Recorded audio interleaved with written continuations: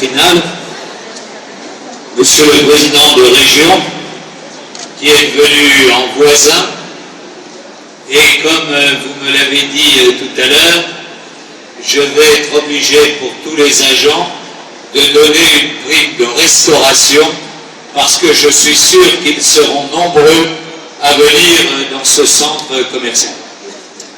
Mesdames et messieurs, il fallait avoir un peu d'imagination, un peu de vision et beaucoup de volonté pour croire, il y a 10 ans, que ce quartier qui était une grande friche industrielle, où au début du XXe siècle, on avait mis toutes les activités qu'on ne voulait pas dans la ville. Et donc, toutes les entreprises nuisantes avaient été reléguées, comme on disait à Lyon, derrière les routes, derrière le chemin de fer. Et au fil des années, ces activités avaient périclité. Nous changions d'époque et ce quartier était devenu une grande friche industrielle. 100 hectares de friche industrielle. Et nous avions la pensée avec mes équipes de dire que c'est là que battrait le nouveau cœur de Lyon. Alors nous avons fait avec les équipes d'urbanistes et d'architectes de talent, d'abord avec François Gréter, qui était l'urbaniste en chef de cette ZAC et qui a dessiné le master plan, avec Jean-Pierre Gallet, le directeur de la Seine Lyon Confluence, avec qui nous avons travaillé depuis 10 ans. Notre pensée était simple.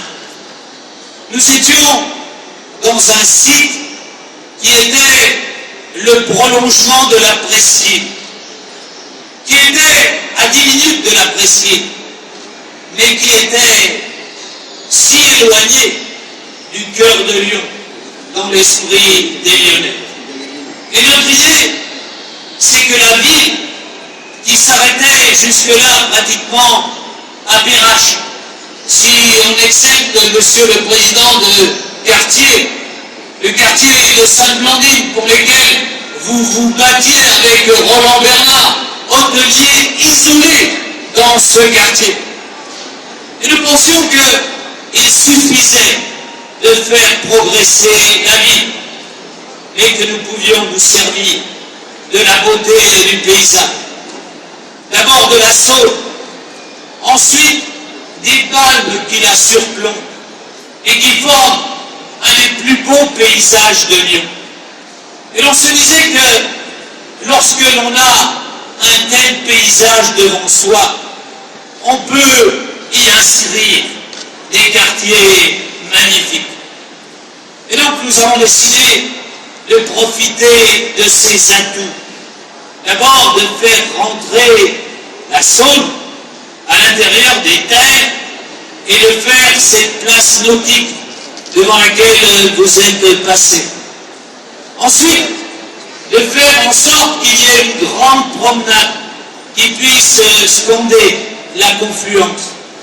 Depuis la pointe de la confluence jusqu'aujourd'hui, au pont du chemin de fer, et demain, vous le savez, le projet Rive de Saône, un continuum qui, comme les berges du Rhône, traversera Lyon, passera devant les sites historiques de Lyon pour remonter jusqu'à l'île Barbe, au nord de la ville, dans un paysage bucolique.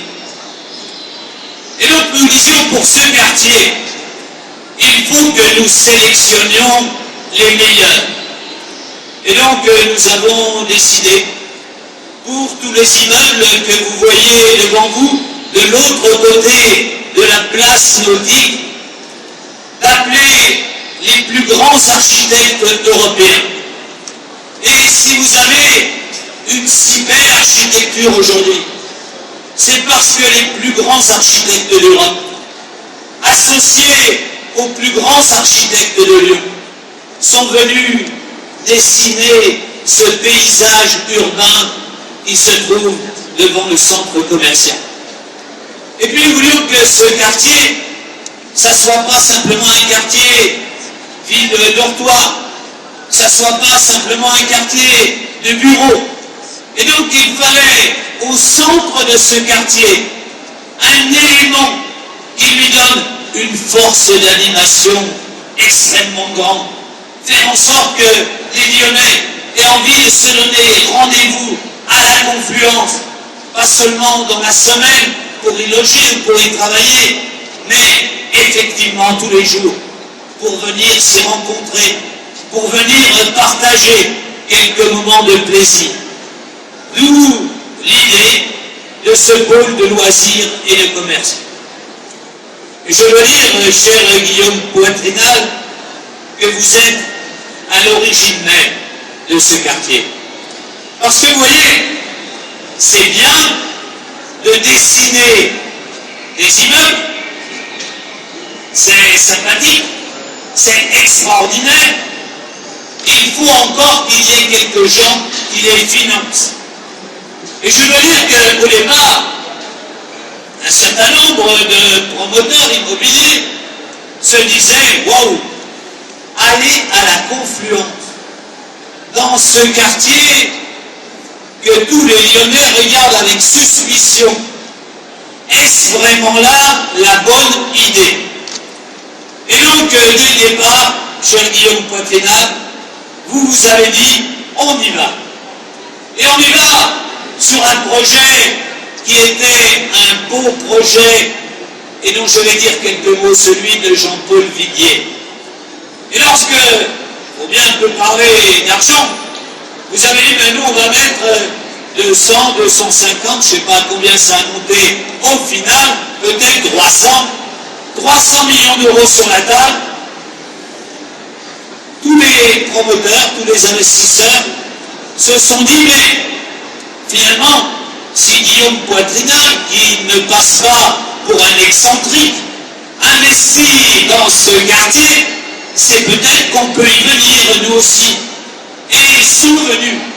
Et on a construit ce quartier pour les femmes et les hommes qui y habitent, qui viennent y travailler ou qui viennent, comme aujourd'hui, pour ce centre de loisirs et de commerce, y passer quelques bons moments. Mesdames et messieurs, si je vous raconte cette histoire, c'est parce que c'est comme cela que l'on construit une ville.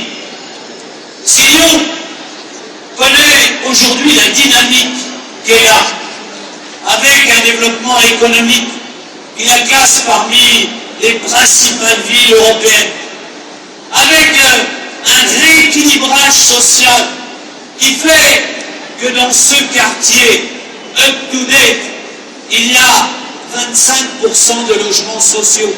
Et qu'aujourd'hui, dans les immeubles que vous avez devant vous, on est incapable de dire quel immeuble est d'accession à la propriété et puis quel immeuble est de logement social.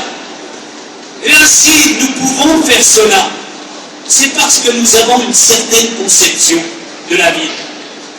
À la fois la puissance publique, mais en même temps la coopération avec le secteur privé, avec les entreprises.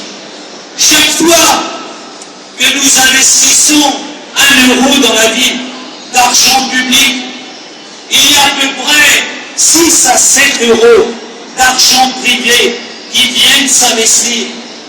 Mesdames et messieurs, comme nous investissons à peu près 1,5 milliard par an dans la ville, imaginez la puissance que cela donne. Et c'est comme cela que Lyon se développe. C'est comme cela que tous les quartiers, non seulement de Lyon, mais de l'agglomération se développent. Et pour moi, c'est un sujet de réflexion. Parce que ce qui est valable dans une ville est valable aussi pour un pays. Moi, chaque jour, j'essaye de plaider pour une interaction entre l'action publique et puis l'action privée. Faire qu'ensemble, on se définisse des objectifs et qu'on essaye de les atteindre. Et c'est comme ça qu'un pays comme une ville peuvent se développer. Et j'espère que dans les années qui viennent, de telles interactions entre la puissance publique et les entreprises privées permettront à notre pays de surmonter la crise, de se sortir de ses difficultés, de reprendre dans le cadre européen la place qui doit être la sienne. Je terminerai par un mot sur l'œuvre de Jean-Paul Villiers. Nous voulions, et c'était notre conception commune avec Guillaume Poitrinal, que l'on réalise un centre de loisirs et de commerce d'un nouveau genre. Guillaume Poitrinal le disait ce matin, au départ, les centres commerciaux, c'était des boîtes fermées. Et donc on entrait dans une boîte et on restait dans cette boîte pour faire ses commissions. Ce que nous avons voulu, et regardez autour de vous, c'est qu'il y ait une interaction entre l'intérieur et l'extérieur.